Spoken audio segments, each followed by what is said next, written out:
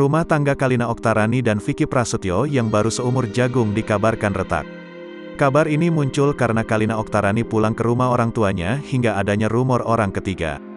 Menanggapi rumor tersebut, perempuan 41 tahun ini akhirnya buka suara.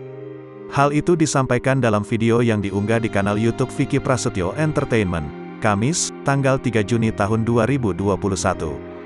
Dalam kesempatan tersebut, Kalina menepis bahwa ia pergi meninggalkan rumah lantaran adanya wanita lain. Kalina Oktarani mengaku dirinya keluar dari rumah Vicky Prasetyo untuk mengurus ibunya yang sedang sakit. Saat ini saya tidak berada di rumah karena saya urus ibu saya yang sedang sakit dan itu pun dengan seizin dari suami saya, sambungnya.